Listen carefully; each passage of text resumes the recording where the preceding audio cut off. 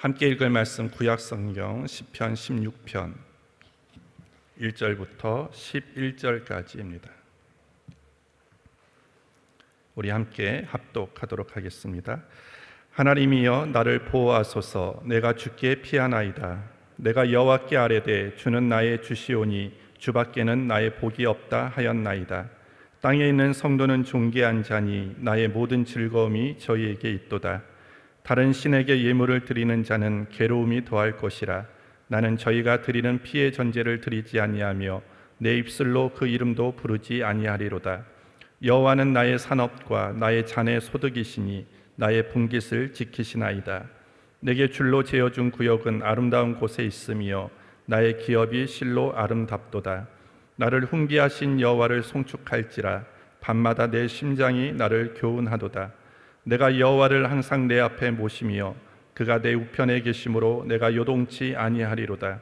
이러므로 내 마음이 기쁘고 내 영광도 즐거워하며 내 육체도 안전히 거하리니 이는 내 영혼을 음부에 버리지 아니하시며 주의 거룩한 자로 썩지 않게 하실 것임이니이다.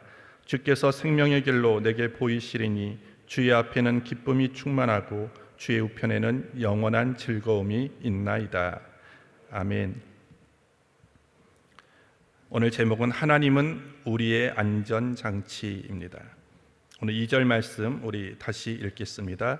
내가 여호와께 아뢰되 주는 나의 주시오니 주밖에는 나의 복이 없다 하였나이다. 교재 보겠습니다. 사람들은 급속히 변하는 사회 속에서 불확실한 미래 때문에 불안해한다. 또한 불확실성으로 인한 선택의 어려움은 사람들을 더욱더 불안하게 만든다. 그 결과 사람들은 미래의 안정을 보장해주는 일이라면 무엇이든지 하려고 한다. 이런 심리는 이스라엘이라고 해서 다를 바 없었다. 그들은 출애굽을 통해 하나님의 기적과 보호를 맛보았음에도 불구하고 가나안에 들어와 우상 숭배를 한다. 자신들의 안정과 미래를 위해 하나님도 섬기고 우상도 섬긴 것이다.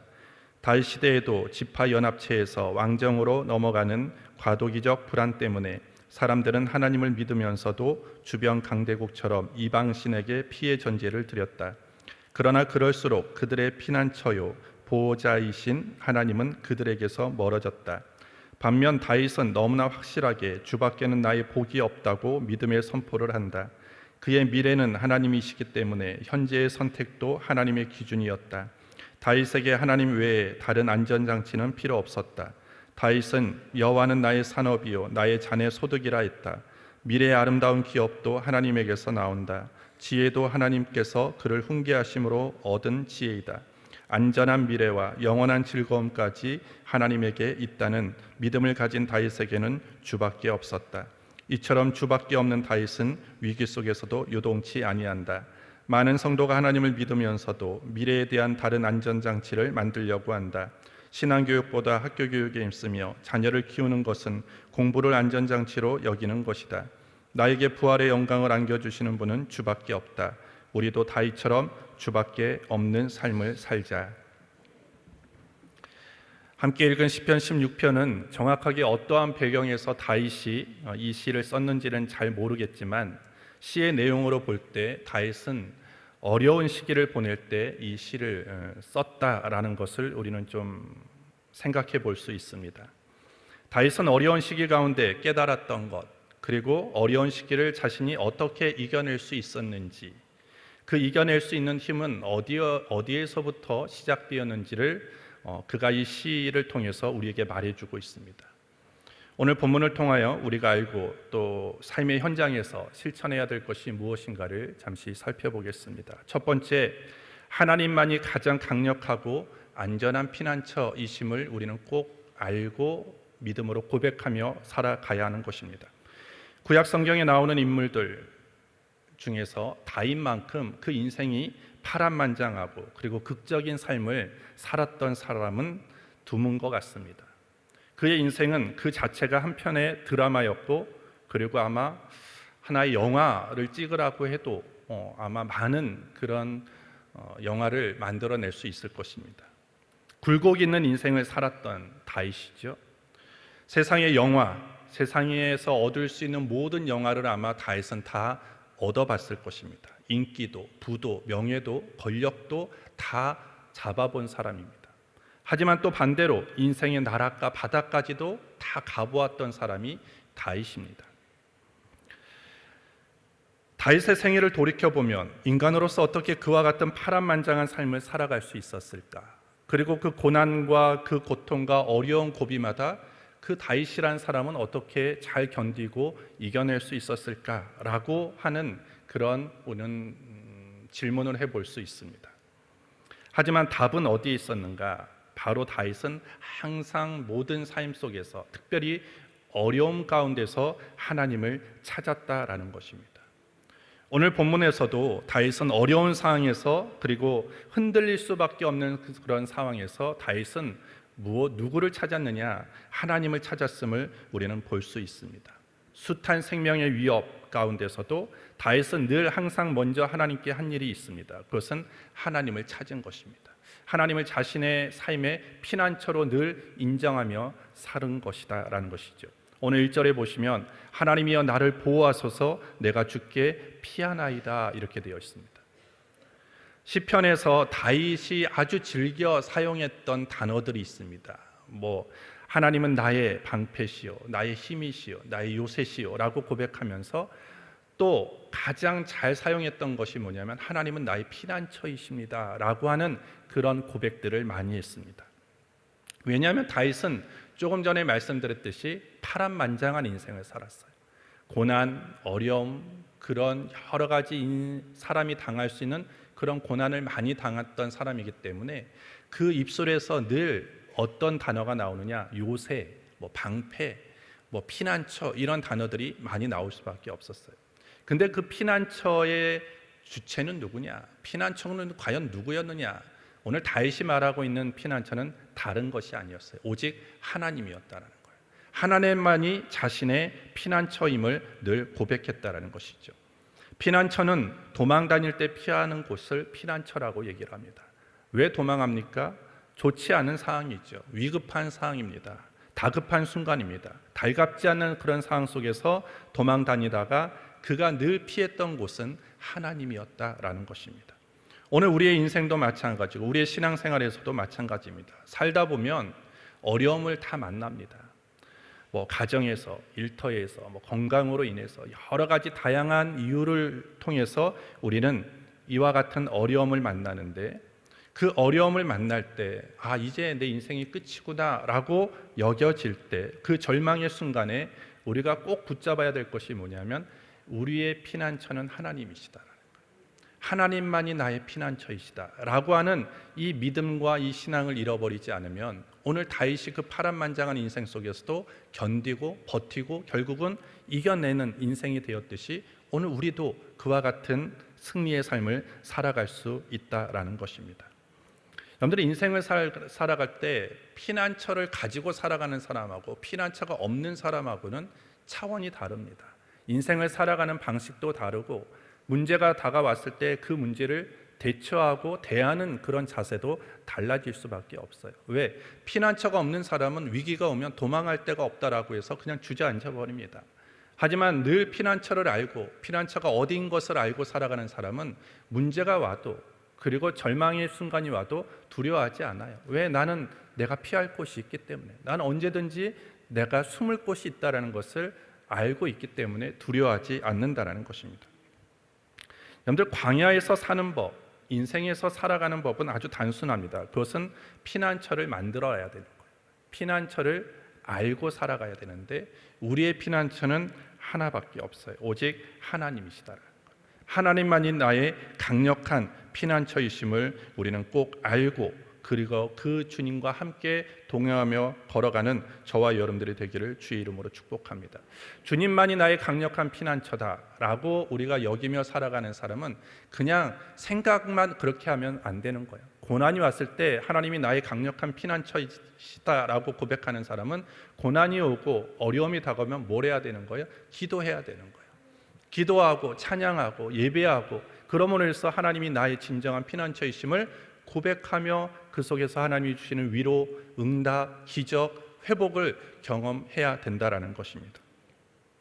그래서 여러분들 다른 것에 피난처를 삼지 마십시오. 지금은 나의 피난처처럼 여겨지는 물질, 나의 피난처처럼 여겨지는 여러 가지 인맥들, 내 배경들, 그것이 영원하지 않습니다. 오늘 다윗이 고백하는 것은 나의 영원한 피난처는 오직 하나님이시다라는 거예요. 오늘 사람과 내 눈에 보이는 것은 언젠간 다 사라집니다. 없어집니다. 하지만 하나님은 늘 우리 앞에 우리를 기다리고 계신다라는 거예요. 언제든지 나에게 와라. 수고하고 무거운 짐을 지닌 자들은 다 언제든지 내게로 오라 라고 말씀하시듯이 우리의 영원한 피난처는 하나님밖에 없음을 믿고 그 하나님 의지하며 걸어갈 수 있는 저와 여러분들이 되기를 예수님의 이름으로 축복합니다. 두 번째로, 생각한 대로 우리는 변화가 이루어지고 그 변화로 인해서 우리의 삶이 달라진다라는 것입니다. 결국 생각이 중요하다라는 것입니다. 오늘 서두에 말씀드렸듯이 오늘 시편 16편은 다윗이 평탄할 때 쓴 시는 아닙니다. 고난과 어려움 가운데 있을 때 쓴 시인데, 여러분들이 읽어보셨듯이 1절부터 11절까지의 이 시의 분위기가 그렇게 절망적이거나 어둡지 않습니다. 기쁨에 대한 단어들이 많이 나오지 않습니까? 그 이유는 무엇인가라는 것입니다. 그것은 앞서 말씀드렸듯이 하나님이 자신의 피난처였기 때문에 그 고난 속에서도 늘 기쁨의 모습으로 달려갈 수 있었고, 또 하나는 뭐냐 하면 그 자신의 어떤 현상에서 불평과 원망이 아니라 이 모든 것들이 하나님이 나에게 주신 복이다라고 여겼기 때문에 그 고난과 어려움을 기쁨으로 돌파해 나갈 수 있었다라는 것입니다. 그는 하나님 앞에서 누리는 기쁨, 하나님이 나에게 주시는 복이 무엇인가를 세 가지로 오늘 얘기를 하는데, 오늘 2절을 보시면 내가 여호와께 아뢰되 주는 나의 주시오니 주밖에는 나의 복이 없다였나이다 라고 합니다. 여러분들, 우리는 복 얘기하면은 무엇이 딱 생각이 납니까? 물질의 복, 건강의 복, 자녀의 복, 사업의 복, 이런 것들이 생각나지 않습니까? 그런데 오늘 다윗이 얘기하는 것은 물질을 얘기하지 않아요. 건강도 얘기하지 않습니다. 하나님이 복이라고 말씀하는 것입니다. 왜냐하면 우리가 생각하고 있는 여러 가지 건강의 복, 물질의 복, 사업의 복, 사람의 복, 이 모든 것들은 누가 주시는 거예요? 하나님이 주시는 거예요. 어디서 탁 떨어지는 것이 아니라 모든 복의 근원은 하나님이시다라는 것입니다.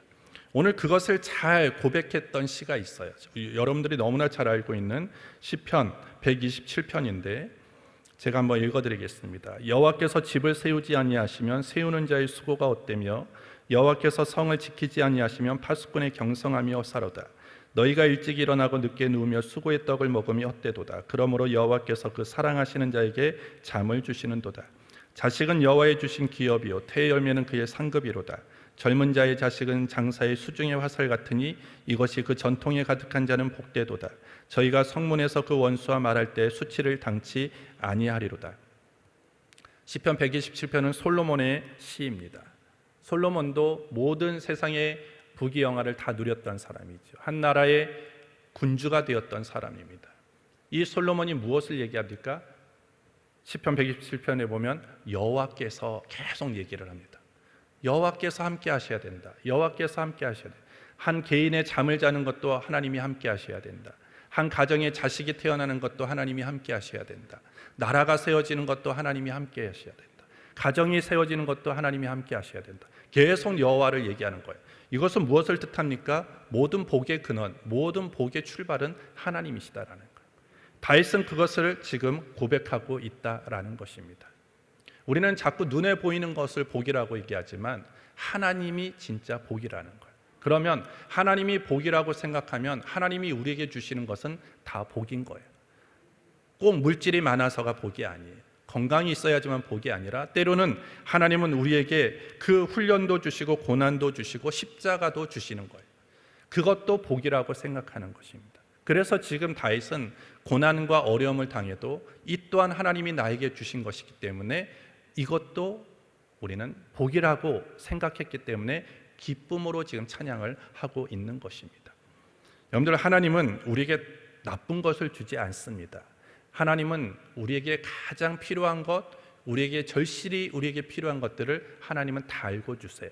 그것이 때로는 우리가 좋아하는 것일 수도 있지만 때로는 우리가 별로 안 좋아하는 것일 수도 있어요. 하지만 하나님은 우리에게 가장 필요한 것들을 잘 알고 계시는 하나님이시기 때문에 정말 우리가 원하는 것도 주시지만 고난과 훈련을 통해서 우리를 아프시게도 하신다라는 거예요. 하지만 그 모든 것들이 하나님이 나에게 주셨음을, 하나님이 가장 선하시고 인자하신 하나님이 나에게 주셨음을 믿을 때 우리는 그 모든 것을 기쁨으로 살아갈 수 있다라는 것입니다. 여러분들 다윗 보세요. 다윗이 갑자기 영웅으로 갈 수 있었던 것은 뭡니까? 그가 골리앗을 이겼기 때문이에요. 근데 여러분들 골리앗을 이길 때 다윗이 어떤 신앙을 가지고 어떤 신앙적인 배경을 가지고 골리앗과 맞섭니까? 그가 목동에 있을 때 하나님이 그 맹수들에게서 자신을 지키시고 그랬던 여러 가지 믿음의 경험들, 이런 걸 가지고 골리앗 앞에 나아가서 거기서 동일하게 선포하지 않습니까? 그 목동의 시절이 없었다라고 한다면 아마 다윗은 골리앗을 무찌를 수 없었을 거예요.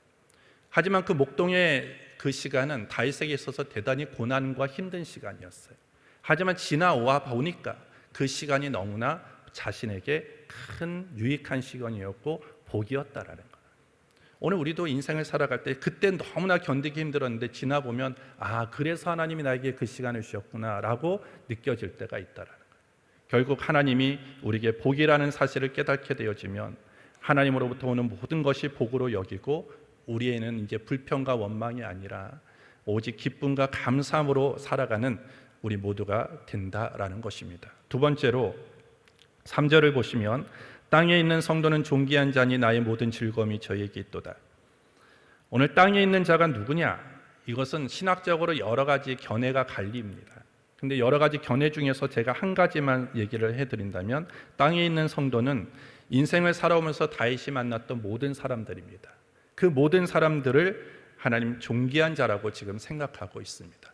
다윗이 인생을 걸어오면서 만났던 사람들이 좋은 사람만 있겠어요? 나쁜 사람도 있고 자신을 힘들게 했던 사람도 있을 거예요. 하지만 그 모든 사람들을 존귀한 사람이라고 지금 고백하고 있습니다.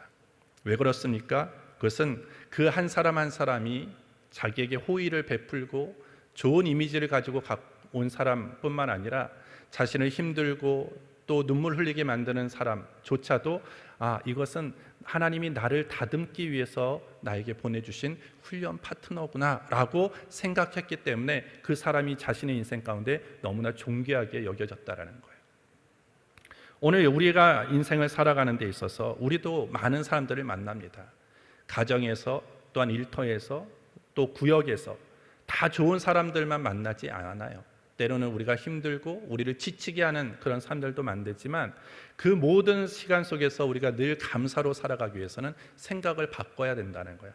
저 사람 나를 왜 이렇게 괴롭히지? 저 사람만 없으면 내가 행복할 수 있을 텐데. 그렇게 그 사람을 바라보면 우리는 감사가 안 나와요. 하지만 하나님이 저 사람을 통해서 나를 더 온전한 사람으로 만들기 위해서 그 훈련 파트너로 나에게 보내주셨구나라고 우리가 생각한다면 그 사람 또한 나에게 너무나 귀한 사람이 되어지는 거예요. 쉽지는 않겠지만 우리가 그렇게 생각을 바꾼다면 우리의 삶은 달라진다라는 것입니다. 세 번째로 6절을 보시면 내게 줄로 재어준 구역은 아름다운 곳에 있으며 나의 기업이 실로 아름답도다. 다윗은요, 하나님이 자신에게 주신 모든 영역은 아름답다라고 생각했다라는 거예요. 다윗이 왕궁에도 살았지만 굴에도 살았습니다. 피는 도망자의 신세로서 더 캄캄하고 습기 많은 그런 척박한 그런 환경에도 살아봤지만 다윗은 늘 모든 상황 속에서 자신이 처해져 있는 모든 곳은 하나님이 자신에게 주신 곳이기 때문에 아름답다라고 여긴 거예요. 오늘 그러했을 때 오늘 다윗의 인생은 어떤 상황 속에서 늘 기쁨의 삶을 살아갔다라는 것입니다. 오늘 하나님이 우리에게 가정을 주셨어요. 우리에게 가족을 주셨습니다. 우리에게 일터를 주셨습니다. 세상의 기준으로 봐서는 모자랄 수 있어요. 여러 가지 좀 모자란 부분들도 있을 수 있습니다. 하지만 그것이 하나님이 나에게 주신 영역이다라고 생각한다면 우리는 감사해야 된다는 거예요. 그리고 그것은 하나님이 나에게 주셨기 때문에 아름답다라고 우리가 생각을 바꾸면 우리는 얼마든지 어떤 상황 속에서도 행복한 인생을 살아갈 수 있다라는 것입니다. 행복론을 쓴 칼 히티라는 철학자는요, 행복에 대해서 이렇게 정의했어요. 행복은 느낌이다라는 거예요. 행복은 조건이 아니에요. 행복은 느낌인 것. 내가 어떻게 생각하고 내가 어떻게 느끼며 살아가느냐에 따라서 똑같은 상황 속에서도 누군가는 행복을 느끼고 똑같은 상황에서 누군가는 불평한다라는 것입니다. 오늘 우리의 삶에 생각의 변화가 일어나기를 주의 이름으로 축복합니다. 모든 것은 하나님이 나에게 주신 사람, 하나님이 나에게 부신 영역, 모든 복은 하나님으로부터 시작된다라는 것을 믿으면 우리는 좀 생각이 달라지고요. 그리고 그 생각의 변화 속에서 우리의 상황은 달라지고 또 우리의 삶이 더욱더 행복한 삶으로 살아가는 하루가 되어지게 될 줄 믿습니다. 하나님 아버지 감사합니다. 오늘 이 아침 주의 전으로 불러주셨습니다. 오늘 들은 말씀대로 살기를 원합니다. 성령님 도와주시옵소서. 예수님의 이름으로 기도합니다. 아멘.